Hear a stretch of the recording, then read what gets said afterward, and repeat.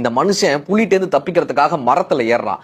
மரத்துல மேல ஒரு கரடி உட்கார்ந்து இருந்தது. இப்ப இந்த புலி கரடி கிட்ட டீல் பேசுது. நீ மட்டும் அந்த மனுஷனை தள்ளி விட, நானும் நீயும் இந்த காட்டுல தானே இருக்கோம், மனுஷனை நீ தள்ளி விட்டுரு, நான் உனக்கு என்ன வேணுமோ செய்யறேன்னு. இப்ப இந்த கரடி சொல்லுது, அவன் என்னிடம் தஞ்சம் அடைந்திருக்கா, இந்த மரம் என்னுடைய, இந்த மரத்துல தஞ்சம் அடைஞ்சிருக்கான், அவனை காப்பாற்ற வேண்டியது என்னுடைய கடமைன்னு அந்த கரடி சொல்லுது. உடனே இந்த புலி என்ன பண்ணுது, டீல மாத்துது. இப்ப மனுஷன்ட்ட சொல்லுது, நீ அந்த கரடியை தள்ளி விட்டுரு, கரடியை தள்ளி விட்டுரு, நான் உன்னைய பிழைக்க வச்சிடறேன். உடனே இந்த மனுஷன் ஒண்ணுமே யோசிக்காம வேகமா போய் அந்த கரடியை தள்ளி விட போனாங்க. தன்னை காப்பாற்றிய கரடியை தள்ளி விட போறான். இந்த கரடி இன்னும் 2 கிளைகள் மேல ஏறி தப்பித்து இன்னும் மேல போகுது. இப்ப இந்த புலி சொல்லுது கரடி கிட்ட, அவன் தான் நம்பிக்கை துரோகின்னு தெரியுது இல்ல, அவனை தள்ளி விடு, நான் பாத்துக்கிறேன், அவனை தள்ளி விடு.